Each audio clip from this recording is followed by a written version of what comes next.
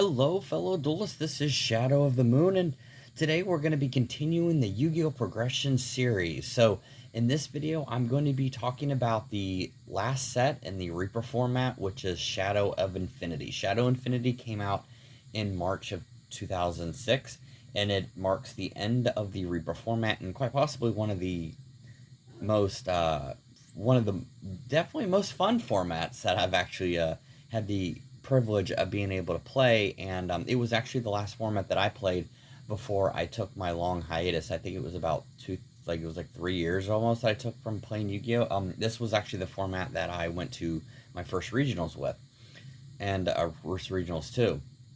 And this set is a lot of fun.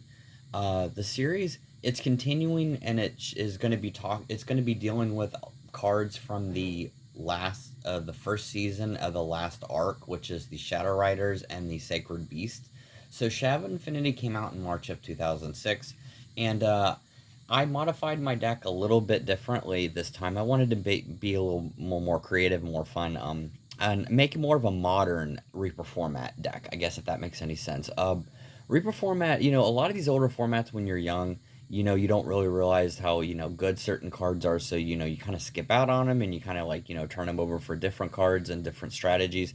But this was fun for me because I actually got to look online to see some, I guess, current Reaper format decks. And a lot of them took me by surprise. So decks around this time mostly consisted of Monarchs and consisted of Warrior Toolbox. Also, Chaos was the big deck at the time.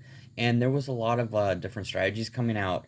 Also, you could make Dark World. There's Dark Worlds were out. You had Demise King of Armageddon. Demise King of Armageddon was out, and it was a great deck because it was basically an entire field wipe by paying 2,000 life points. And I mean, this was a great format. And this also marks the end of the Reaper format. So I'm going to be using the ban list still from this format. And then the next video that I'm going to be doing, which will be on Enemy of Justice, and will mark the beginning of the new format, which is Chaos Return. So I'm going to be doing a video on that. That'll be the next progression series video. So without any further ado, let's go ahead and show you what was in the Shadow of Infinity that was to be, kind of people remember the most. So obviously you have the 3 Sacred Beasts. This was important because other than like later on in Crystal Beast decks, Haman, because it focused on continuous spells. And then my friend had a Fiend deck, and he used Raviel, but you had to basically sacrifice 3 monsters to be able to summon them. So these were playable Egyptian gods. I mean, this was the first time that you actually got to see the Egyptian god cards in action, and actually got to see them be played, because they were Sacred Beasts, so they were kind of like, they were legal god cards, even though they all were like Thunder, Dragon, and like or Thunder, Pyro, and Fiend and stuff, but they were actually playable in the format. And it was just fun to be able to actually see these. And I always thought these guys looked really, really cool. I love the artwork on them. And I mean, I love the Egyptian gods, but I thought the artwork was a lot better on here because it actually looked more menacing. They actually looked creepier. And also, on top of that, as you see, I have 2 Treeborn Frogs, and I have King of Demise. So Treeborn Frog was the main card in this set, mainly because Treeborn Frog, if you control no spell and trap cards during the standby phase of your turn, you could special summon this back from the graveyard. And what made this so good was that it was constant tribute fodder for cards like Jinzo, Air Knight, any of the Monarchs, whatever you wanted to do. It was tribute fodder, because if you didn't play a lot of traps in the deck, a lot of spells and traps, you could easily get this guy out on the field, and it was huge. This card was amazing. I saw this in so many different decks. It's not even funny. And then you had Ancient Gear Castle. Ancient Gear Castle was more support for Ancient Gear monsters, made it a little bit easier to bring out Ancient Gear Golem, and also the Demise King of Armageddon right here. So Demise King of Armageddon was a ritual monster, and very well, well needed in the ritual archetype, because you could pay 2,000 life points to basically destroy all cards on the field other than this card, and it was just a field wipe. It was great, and it was very easy to bring out. It was just, you had this, and it was called, I think, the End of the World, which was the ritual spell. And there's also, they had Cyber Dragon support, like Proto Cyber Dragon, Cyber Laser Dragon and stuff. But I wasn't able to get a hold of those. I just wanted to get the bare bones for now. So finally, without any further ado, I'm going to be showing you the deck that I have. So This deck is going to be a little bit different. It is still red eyes because it does have red eyes in it, but I will be going back to the actual formula of using decks that more people played around that time, but I wanted to do something kind of cool and something new this time. So let's go ahead. You got 2 copies of your red eyes. Obviously, you're still playing red eyes Black Dragon, but I knocked it down to 2 because this isn't as important because you have a lot of staples in this deck.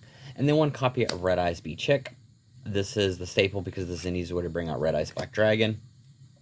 Your 3 Mystic Tomatoes, which were essential to the deck. You tribute this card destroyed by battle and sent to the graveyard. You can special summon a level 15 or lower dark type monster, which had a lot, which is going to be a lot in this deck. You're going to see that. And I am still playing Chaos, so you know, Chaos. You are still got the 1 Chaos Sorcerer in here. Then you got Breaker the Magical Warrior, which for destroy spell and traps. And then the new card that I decided to add, Don Zalug. Don Zalug was a great addition to the stack because it was 1400, so it could be searched using Mystic Tomato, and also had hand destruction abilities, which was very, very important in this format. Then you had Sangan to be able to search out for Mystic Tomato or allow your dark monsters, and then ×2 Spirit Reaper because you do need the Spirit Reaper. This is Spirit Reaper format, so this guy was essential because it could not be destroyed by battle and basically was a wall. And then I knocked it down to 2 Cyber Dragons because it wasn't as important. I still have some light monsters in here, but I wanted to focus more on the warrior side of it because I have a lot of warriors in the deck. So Cyber Dragon, easy to bring out. And then you had 2 Blade Knight. Blade Knight, if you it negated monster effects. If you only had 1 or less cards in your hand, it could negate the monster effect and also made it a 2000. So I mean, this was a beater, 2000 beater, which would negate monster effects, affect monsters that were destroyed by battle. So I mean, cards that was sent like Sangan, Magician of Faith, and all that stuff would be negate the effects. It was very, very useful. And then you had Deity Warrior Lady to be able to banish your opponent's monster. Exile Forest for 1 tribute. And then you had Mystic Swordsman, level 2. Most people played 2. I only wanted to use 1 because I had no room to put another one in here. So Mystic Swordsman basically acts as like a Sasuke Samurai. You attack into it, or you attack a monster, and the monster automatically gets destroyed without applying its effect. So that's going to be it for the monsters. Let's move on to the spells and traps. So you've got 2 Reinforcement of the Armies because you are playing a lot of warrior types and you only could use 2. 2 Nox, No Wound or Crossout to destroy those pesky flip effect monsters. 1 Heavy Storm and 1 Dark Hole. In the new format, this will actually be banned, so this is the last time you'll be seeing this in this format, especially, and I don't think it comes back for a long time. And then you have Premature Burial. You got Book of Moon, which you could also use Snatch Steal. You got Enemy Controller, which I chose to use Enemy Controller. Confiscation, pay 1,000 life points. Discard a card from your opponent's hand. Pot of Avarice, obviously, you still using the Pot of Avarice because it was the best way to draw cards at the time. And then we are playing a ton of traps, let me tell you. So we have 3 Sakuretsu Armor. Obviously, these are very, very important in the deck. All right, and then you've got 3 Dust Tornadoes to destroy your opponent's back row. I like using 3 Dust Tornadoes instead of like a Mystical Space Typhoon because obviously this is set. They're going to try to target this. This is a great kind of like way to bait them out is to use Dust Tornado. And then you have 2 Magic Cylinders because I do not have Widespread Ruin, so this was the easiest way to get that. And then we have Torrential Tribute along with Call the Haunted, and then we have Bottomless Trap Hole. All right, so that's going to be it for the main deck. As you see, I had a lot of fun showing off this deck to you. This is you know, it's fun to actually be able to have your own spin on it, and this is more of like a modern Reaper format deck. Obviously, if you go back and you look at old Reaper format, the decks are a lot different. They're more heavily focused on Monarchs, but Toolbox obviously I think is where it's at because the Toolbox engine was great. There was a lot of really good warrior types, and not to mention, actually it's a great time to be able to showcase this. I wanted to showcase this to you beforehand, but I didn't have a chance to. I was waiting it in the mail. This was one of the structure decks that came out around this time. It was the Go for the Lightning. It was Warrior's Triumph. Also Dark Eradicator Warlock, but I am still waiting on that one, so I can at least show you this and then move on forward from here. So this and the Dark Eradicator Warlock, which is the Spellcaster's Judgment, were the 2 structure decks to come out. And this guy was just really good. There was so many good cards in this deck, and I remember a lot of people picking up this deck and just having a lot of fun with it. So, all right, so that's going to be it for this deck profile. Look forward to the new Enemy of Justice, which will introduce a lot of new E-Hero support as well as the new Destiny Hero. So that's going to be a lot of fun. And I also have a deck profile going up for that. That's going to be a lot of fun. That should be up about next month, late next month. And yeah, I hope you're enjoying these deck profiles. I love doing these. These are great, and I really appreciate you taking the time to watch them. This is just, I love being able to do this for you, and I love being able to, continue the progression series through the GX years. So, all right, so that's gonna be it for this video. I hope you enjoy that, and with that, see you guys next time. Later.